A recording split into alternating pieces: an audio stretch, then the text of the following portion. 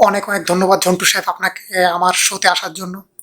আজকে আমার দর্শকদের উদ্দেশ্যে আপনি কিছু বলবেন যে আপনি কিভাবে ঢাকায় গেলেন এবং ঢাকায় যে আপনি কিভাবে এতটা সাকসেসফুল হলেন, সেই উদ্দেশ্যে আমার দর্শকদের উদ্দেশ্যে কিছু আপনি বলেন আর কি। আসলে ঢাকা আমার বাড়ি থেকে অনেক অনেক কিলোমিটার দূরে, প্রায় 30 মিনিটের রাস্তা। তো আমি যখন কাজের কারণে প্রথমবার ঢাকায় এসেছিলাম, আমার আজও মনে পড়ে যায়। আমি বাসে উঠেছিলাম মাত্র 50 টাকা নিয়ে, কারণ বাস ভাড়াই ছিল 50 টাকা। আর পকেটে একটা টাকাও ছিল না, কারণ মানি ব্যাগে ছিল সব টাকা। মানিব্যাগে রাখার কারণটাও ছিল কারণ চুরির প্রচণ্ড পরিমাণে ভয় ছিল। মানিব্যাগের কোনায় মোড়ানো ছিল মাত্র 50 লক্ষ টাকার একটা চেক, আর পকেটে ছিল মাত্র খুচরো 2,80,000 টাকা। এতটা সহজ ছিল না।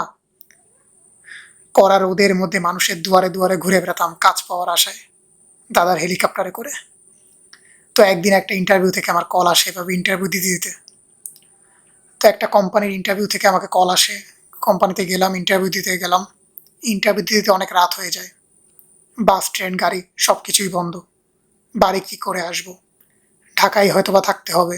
দুটো অপশন থাকার: এক, হোটেলে থাকতে পারি; দুই, কমলাপুর স্টেশনে মানে সারাটা রাত কাটাতে হবে। আর হোটেলে থাকতে চাইলেই তো আর থাকা যায় না, কারণ আমার পক্ষে সম্ভব ছিল না আসলে অত টাকা দিয়ে সে সময় হোটেলে থাকা। তাই আমি বাধ্য হয়ে প্লেনে করে বাসায় এসেছিলাম। আসলে বাড়ির লোকজন পছন্দ করতো না বাসায় বাইরে থাকি।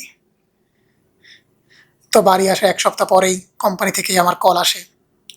কোম্পানির হেড আমাকে ফোন করে বলে, আপনি চাকরির জন্য সিলেক্টেড হয়েছেন, আপনি কি আমাদের সাথে কোম্পানিটা দাঁড় করাতে চান? তো আমি তো মহা খুশি হয়ে গেলাম। আমি সাথে সাথে কোম্পানিতে গেলাম এবং জয়েন করলাম।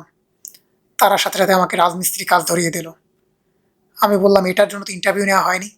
তো ওরা বলল, আপনাকে তো বললাম কোম্পানি দাঁড় করাতে হবে, কোম্পানি এখনো তৈরিই হয়নি। তখন আমি খুবই ডিপ্রেশনে চলে গেলাম। আমি হয়তো আর জীবনে কিছু করতে পারবো না, লাইফ আমার জন্য বৃথা হয়তোবা।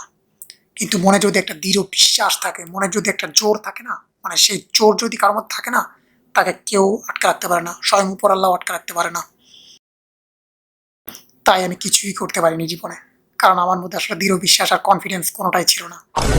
এ ধরতো ধরতো ধরতো শালাকে, ধরতো ইচ্ছা মতো কেলা কেলা কেলা, শালাকে ইচ্ছা মতো